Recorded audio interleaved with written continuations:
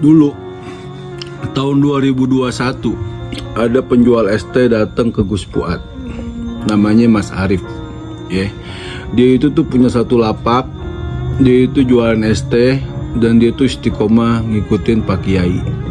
Akhirnya sama Pak Kiai itu tuh beliau itu tuh diajarin gimana caranya bisnis, gimana caranya dagang, gimana caranya jadi orang kaya. Dan Pak Kiai itu mesen sama dia, nanti kalau dia jadi orang kaya, bahagiain umatnya Rasulullah gitu. Karena mustahil pada zaman sekarang ini nih umat bisa bahagia tanpa harta gitu.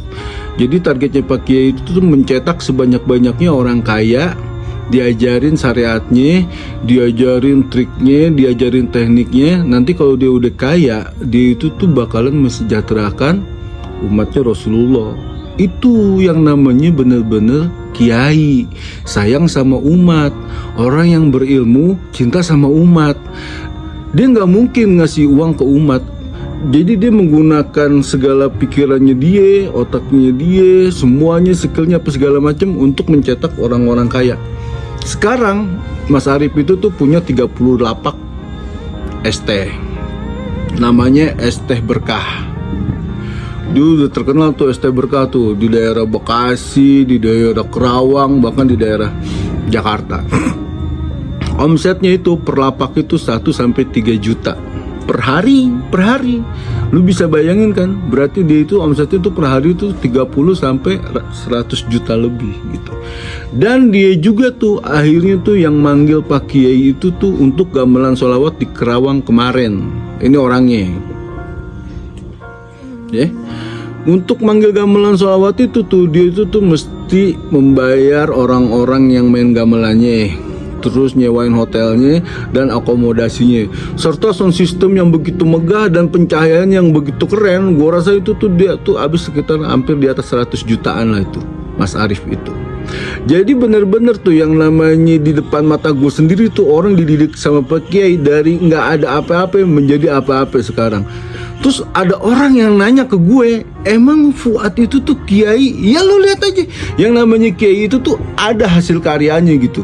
Yang namanya kiai itu, yang namanya orang berilmu itu tuh ada bekas-bekas jejak tangannya gitu loh.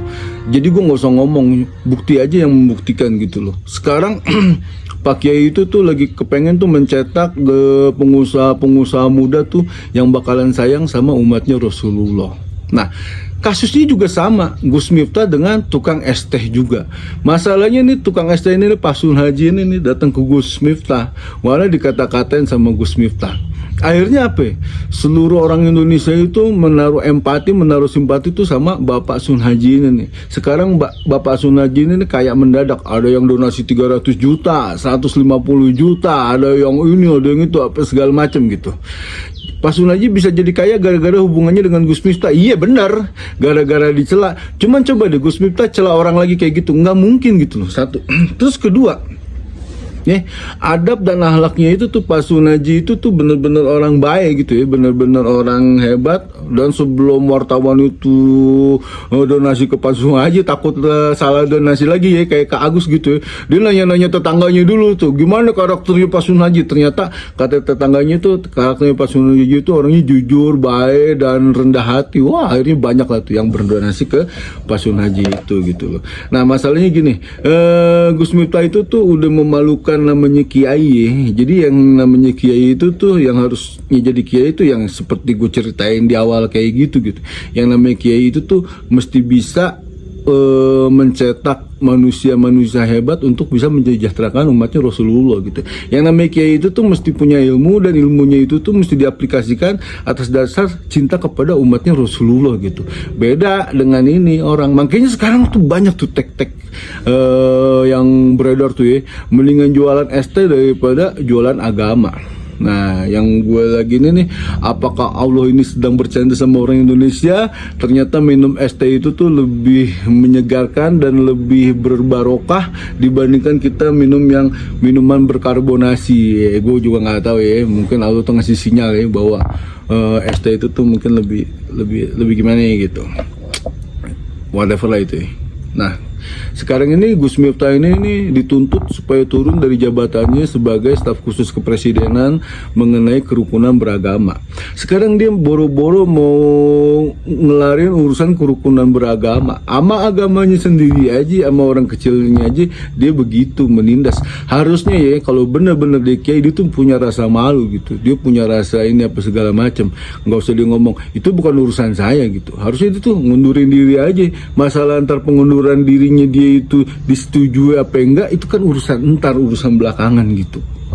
Jadi budaya malu tuh kayak orang-orang Jepang tuh, kayak orang-orang Korea tuh, kalau dia melakukan kesalahan dia mundur itu tuh harusnya tuh kalau misalnya Gus Miftah itu pintar apa segala macam, dimulai dari Gus Miftah dan orang tuh bakalan respect sama dia gitu loh. Balik lagi ya ke Gus Fuad ya.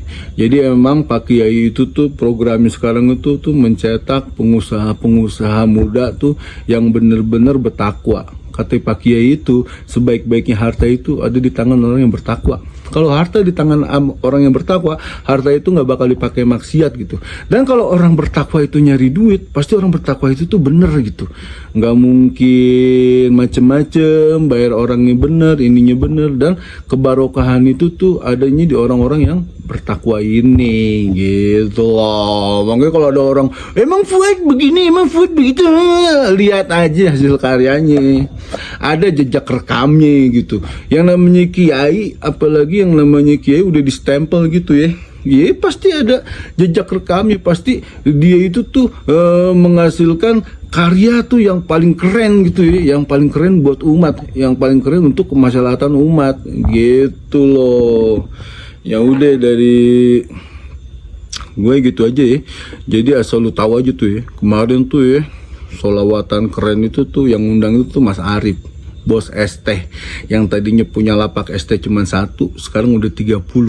Itu semuanya diajarin sama Pak Kiai, barokahnya Pak Kiai, barokahnya sering solawatan di Rofa gitu loh. Jadi kalau lu nih yang punya masalah apa segala macem apa datang aja tuh. Setiap minggu itu sekarang tuh terbuka bagi orang-orang tuh yang mencari jati dirinya di Rofa. Sayangnya jauh sih di Jogja.